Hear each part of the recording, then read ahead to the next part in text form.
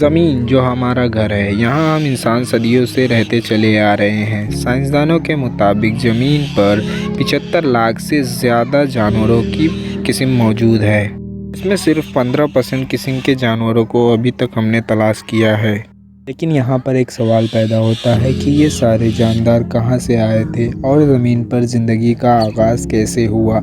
आप जानेंगे इस वीडियो में। मैं हूँ रिजवान और आप देख रहे हैं साइंस CTC।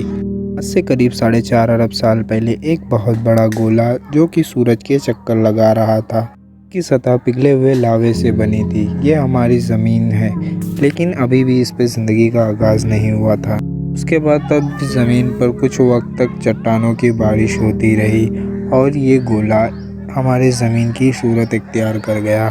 इसका अपना एक चांद भी बना। ये वही सैयारा है जिस पर आज हम रहते हैं, लेकिन इसका टेम्परेचर तब भी बहुत गर्म था। काफ़ी समय बाद ही इसका टेम्परेचर ठंडा होने लगा और ज़मीन पर ठोस सतह बनी। उसके बाद करीब 3.9 बिलियन साल बाद ज़मीन ने फिर से आग के गोलों की बारिश का सामना किया, जिसे हम कहते हैं द लेट हैवी बम्बार्डमेंट। ज़मीन पर एस्ट्रॉयड के साथ कॉमेट्स की भी बारिश हो रही थी। इन कॉमेट्स में बहुत ही खास चीज़ जो कि जमी हुई बर्फ़ क्रिस्टल की शक्ल में मौजूद थी। इसकी वजह से हमारी ज़मीन पर पानी आया और साथ ही ये कॉमेट्स हमारी ज़मीन पर नाइट्रोजन गैस भी लेकर आए थे। लेकिन इस वक्त अभी भी ज़मीन पर ज़िंदगी मौजूद नहीं थी। ज़मीन का एटमॉस्फेयर जहरीली गैसों से भरा हुआ था। ज़मीन पर उस वक्त ऑक्सीजन मौजूद नहीं थी और ज़मीन चारों तरफ से पानी से घिरा हुआ था। लेकिन अब ज़मीन के एटमॉस्फेयर में तब्दीली आने वाली थी। करीब 3.8 अरब साल बाद ज़मीन पर फिर से कॉमेट्स की बारिश हुई। इस बार उस कॉमेट्स में बहुत ही ख़ास चीज़ थी जिससे हमारी ज़मीन पर ज़िंदगी का आगाज़ होना था।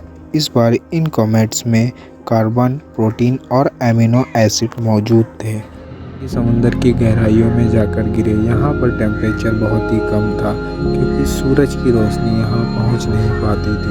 इतनी गहराई में भी कुछ तो ज़रूर था जो कि यहाँ के वातावरण को गर्म रख रहा था। पर ज़िंदगी का आगाज़ हुआ। हम तो ये नहीं जानते कि ऐसा कैसे हुआ, लेकिन इन्हीं मिनरल्स के आपस में रिएक्ट करने की वजह से ऐसा हुआ। यहाँ पर पैदा हुए बैक्टीरियाज जो कि समुद्र में बहुत ही तेज़ी से बढ़ने लगे। ये पानी बहुत सारे बैक्टीरिया से भर गया था। आज से करीब 3.5 अरब साल पहले बैक्टीरियाज की तादाद समुद्र में इतनी बढ़ गई थी कि ये आपस में जुड़कर पत्थर बनने लगे। इसे कहा जाता है स्ट्रोमेटोलाइट। पत्थरों में अरबों बैक्टीरियाज मौजूद थे जिनकी खुराक सूरज की रोशनी थी। इसकी वजह से ये बैक्टीरिया से गैस खारिज करते थे जिसका नाम ऑक्सीजन था, जो कि ज़मीन पे ज़िंदगी के लिए बहुत ही महत्वपूर्ण है। ऑक्सीजन के बिना ज़मीन पर कोई भी जानदार जिंदा नहीं रह सकता। ऑक्सीजन की मिकदार करीब 2 अरब साल तक लगातार बढ़ती रही।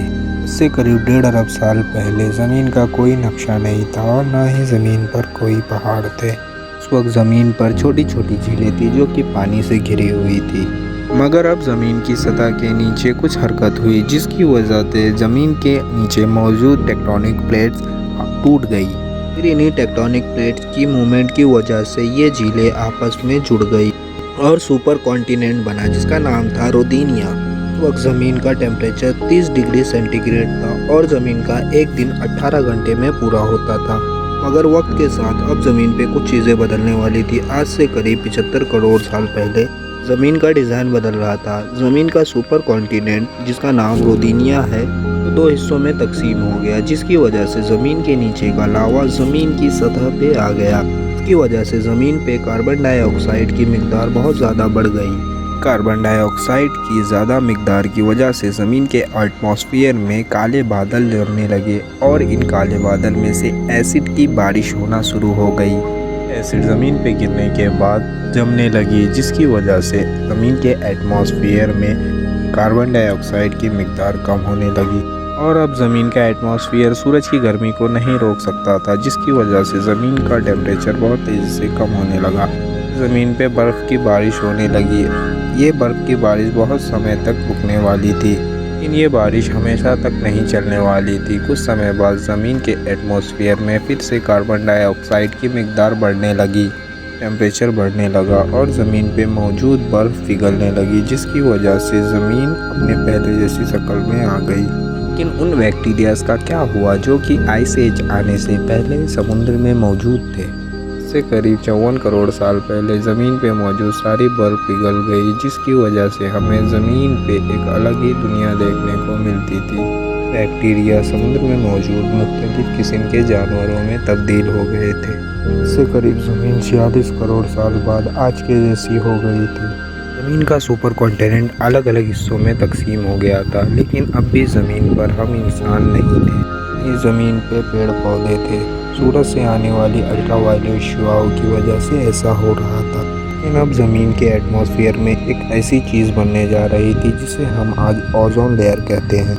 ज़मीन पर मौजूद ऑक्सीजन सूरज से आने वाली अल्ट्रावायलेट शुआओं को अपने अंदर जज़्ब करके ओजोन में बदलने लग गई, जिसकी वजह से ज़मीन के चारों तरफ ओजोन लेयर बनी, जो कि आज हमें सूरज की अल्ट्रावायलेट शुआओं से बचाती है। इसकी वजह से ज़मीन पे पौधे उगना शुरू हुए और समुद्र में रहने वाली एक मछली जिसका नाम टिकटॉल है, पहली बार ज़मीन पर आई और इसने अपने फिंक्स का इस्तेमाल पैरों की तरह किया। के साथ ये जानवर ज़मीन पे ज़्यादा समय तक रहने लगे और करीब 1.5 बिलियन करोड़ साल बाद ये ज़मीन पे रहने लायक हो गए। जानवरों को कहा गया कैटरापॉस। आगे जाके ये जानदार मुख्तलिफ जानवरों में बदलने वाले थे। यहाँ से ज़िंदगी का आगाज़ शुरू हुआ, मगर एक बार फिर ज़मीन पे ज्वालामुखी फटने वाले थे। इसकी वजह से ज़मीन पे मौजूद पेड़ सूखने लगे और जानदारों की 95% किस्म ख़त्म हो गई। कंडीशन में कुछ ही जानदार बच पाए जिन्होंने कुछ भी खाना शुरू कर दिया। ये गर्मी से बचने के लिए ज़मीन के अंदर रहने लगे, लेकिन वक्त के साथ एक बार फिर ज़मीन नॉर्मल होने लगी। इनका टेम्परेचर नॉर्मल हो गया। आज से करीब 20 करोड़ साल पहले ज्वालामुखी के फटने की वजह से ज़मीन पे एक नया सुपर कॉन्टिनेंट पैदा हुआ। इसका नाम रखा गया पेंजिया। उस वक्त ज़मीन स्पेस से आज के जैसी नज़र आती थी। की वजह से ज़मीन पर दोबारा पेड़ पौधे उगना शुरू कर दिए और ज़मीन पे बचे 5% जानदार भी कन्वर्ट हो चुके थे। पैदा हो चुके थे डायनासोर, जिन्होंने 11 करोड़ साल तक ज़मीन पे राज किया। फिर सारे डायनासोर कहाँ चले गए और ज़मीन पे इंसान कहाँ से आए, आप जानेंगे मेरी आने वाली वीडियो में। तो उम्मीद करता हूँ वीडियो पसंद आई होगी। पसंद आई है तो लाइक करके अपने प्यार का इज़हार ज़रूर करें। आज की इस वीडियो पे हम एम रखते हैं 125 लाइक का, तो फटाफट लाइक कर दीजिए। दोस्तों, किसी भी टॉपिक पर वीडियो पाने के लिए कमेंट में हमें ज़रूर बताएं। शेयर करें हमारे चैनल को अपने फ्रेंड्स एंड फैमिली के साथ। सब्सक्राइब ज़रूर करें। फिर मिलेंगे किसी इंटरेस्टिंग वीडियो के साथ। तब तक के लिए bye bye and good night. Thank you for watching.